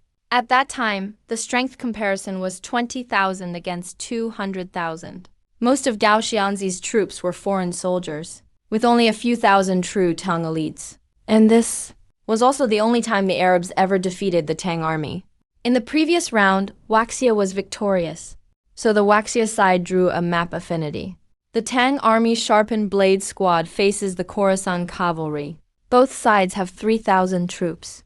A major battle is about to erupt. It's still the same city as before. Several beams of light descend from the sky. It's exactly Gao Xianzi and his team. "General Gao, thank you for your efforts," he said politely. Gao Xianzi cupped his hands and returned the gesture, then immediately turned and walked toward the bottom of the city. The heavy city gate slowly opened. A chilling infantry formation slowly marched out. They wore the brilliant armor of Tang Dynasty, imposing and extraordinary, holding long swords. The blades radiated coldness, like a moving wall of steel. Infantry again. No, Waxia loves to break expectations. While others use cavalry against infantry, we insist on using infantry against cavalry instead. Infantry against cavalry. Waxia wants to win. Keep dreaming. The Khorasan heavy cavalry is no ragtag army. This time, Waxia is bound to lose. At this moment, at the edge of the grasslands, a massive cavalry force suddenly appears. They charge straight toward Gao Xianzi's sharpened blade squad. The knights wear heavy armor, holding lances and sharp shields. Their Arab war horses are magnificent. The dust raised by 3,000 cavalry covers the sky. Gao Xianzi and the sharpened blade army calmly watch the oncoming cavalry, without the slightest panic. For them, facing cavalry charges head-on is routine. At Abu Muslim's command, the imperial elite Khorasan cavalry launched their assault. Gao Xianzi raised his spear high and moved forward steadily. The entire sharpened blade formation was like a wall, slowly advancing. At the very front of the formation stood Li Siyi, the legendary sharpened blade general. The Khorasan cavalry finally reached the sharpened blade front. Li Siyi wielded his sword, striking fiercely. With a single blow, he shattered man and horse alike. Li Siyi's strike seemed to signal the start of the counterattack. Second strike, third strike. Countless swords swung at the Khorasan cavalry, contrary to expectations. The Khorasan cavalry did not rampage freely. Instead, they were stopped dead by the sharpened blade formation. Unable to advance an inch, Even. the sharpened blade army showed signs of pushing forward. Damn, what's going on? They've blocked the cavalry again. Seriously, even this can be stopped? That's terrifying. With that strike, both rider and horse became a bloody pulp. Is this the legendary Mo Dao blade? Is that why they're called Mo Dao Squad? The Mo Dao Squad is insanely strong. They actually dare to withstand heavily armed cavalry charges. And these are supposed to be imperial elites. How could infantry possibly stop cavalry? We're talking heavy cavalry here. We don't accept this. Huaxia must be cheating. That's right, this makes no sense. Never heard of infantry blocking cavalry charges. Our Khorasan cavalry is the strongest cavalry. How could they possibly be stopped by infantry? Gao Xianzi's sharpened blade army forcefully stopped all the Khorasan cavalry. The comment section instantly exploded. But you remained unusually calm. Blocking them is nothing. Wiping them all out isn't even a problem. After all, the Mo Dao Squad is the nemesis of cavalry. The phrase man and horse shattered isn't just a joke. Under Li Siyi's leadership, the Mo Dao Squad advanced like a wall. All cavalry in front were slashed to pieces. He personally charged with his blade straight at Abu Muslim. No worthy opponents around. Thousands of Mo Dao soldiers followed behind, fearlessly. On your first day joining the Mo Dao Squad, you must put matters of life and death aside. Soon, the massive Khorasan cavalry lines began to collapse and retreat. Seeing this, Abu Muslim tried his best to control the situation. But he could no longer reverse the outcome. He looked across at Gao Xianzi with a bitter smile on his face. He knew he had lost completely. He suddenly drew his Arab scimitar and decisively ended his own life. Almost at the same moment, the voice announcing the results at the Destiny Arena rang out. Arab Khorasan cavalry commander Abu Muslim has fallen. Yes, the Waxia Mo Dao squad wins this round, winning again and again. This is a dimensional reduction attack, facing heavy cavalry. The Mo Dao squad is insanely tough. Where the Mo Dao sword passed, man and horse alike were shattered. It's simply invincible. How did Lord Abu Muslim lose? Impossible. Request Destiny Arena intervention for investigation.